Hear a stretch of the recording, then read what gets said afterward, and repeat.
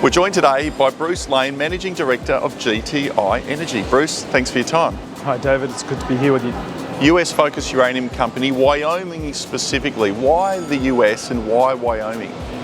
Look, the US is the largest nuclear power producer in the world. There's 90 odd reactors there that generate nearly 100 gigawatts of nuclear power, making them clearly the largest customer for uranium on the planet.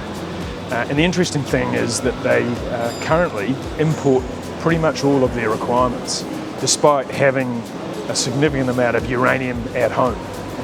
So we see that as changing.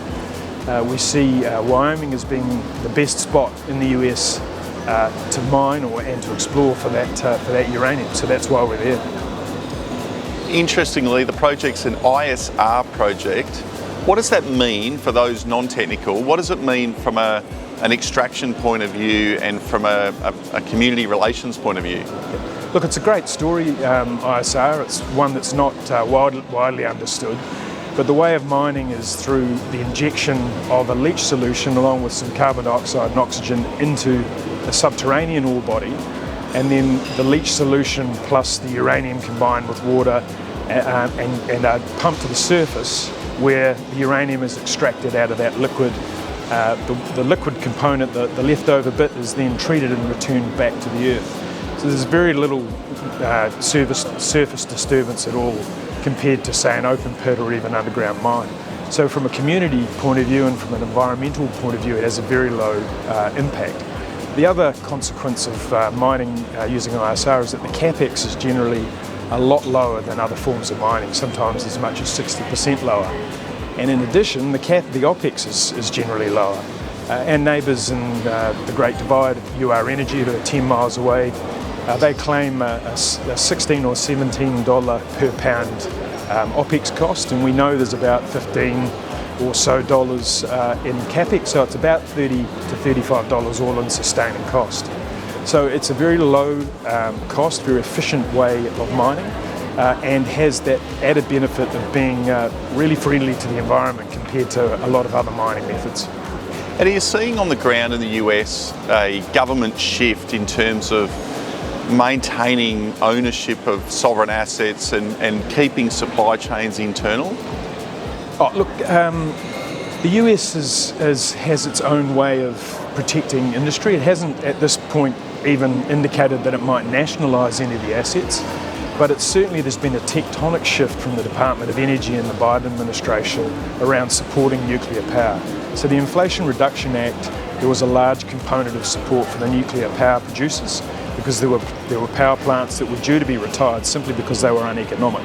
So the government has stepped in and realised that 50% of the US's clean energy comes from nuclear power. So they can't afford for any of them to shut off. And in fact, what they've done only 2 weeks ago, published a paper called a Liftoff Report, which has advocated for increasing their amount of nuclear power from 100 gigawatts a year to 300 gigawatts. So that would mean in excess of a 20 times increase in the amount of uranium produced domestically if it was to be all supplied from the US. So the government has very strongly acknowledged the important part that the nuclear power industry has to play in their emissions strategy and in their energy security strategy going forward, and they've put their money where their mouth is, and it's a tectonic shift, as I said before, a really major change in the way that they're addressing the industry. And the wider macro environment is clearly moving in the right direction for uranium, and your project is aligning perfectly with that? Yeah, look, and some of that's planned, some of it's just luck.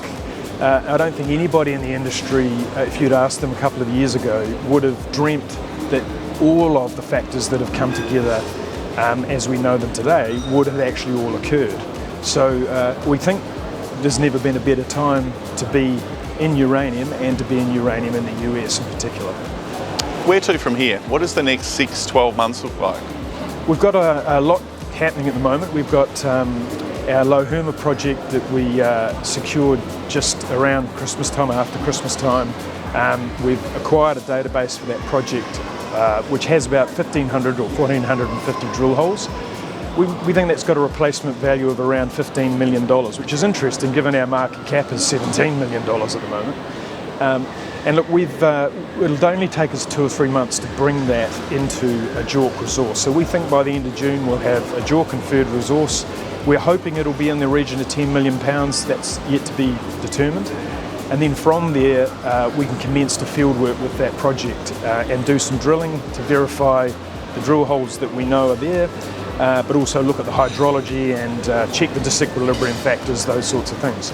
So by the end of the year, we would expect to be able to upgrade that resource and bring as much as we can of that into indicated. So that's this year for Low Herma. We've also got our Green Mountain project. We're running an airborne geophysics program there, which it might be May because there's quite a lot of snow around in Wyoming still, so we have to wait for that to melt. But we'll run the geophysics there and at our Great Divide Basin project, so we'll use that intel to help us with the next phase of drilling targeting for those 2 projects. But our core focus right now is going to be Low Herma, and then we hope to be in a position, look, maybe early next year we can put a preliminary economic assessment or pre-fees across it and look at the economics. We think 10 million pounds is enough to build a plant. The capex is relatively modest at maybe around $70 million or thereabouts. That's not a gospel figure, that's a back of the envelope figure, but we believe that's a level of capex that can be repaid within a year or 2. An exciting project portfolio in a Tier 1 jurisdiction with clear strategies on how to develop these projects and unlock value for shareholders. Looking forward to following the progress. Bruce, thanks for your time. Thanks, David.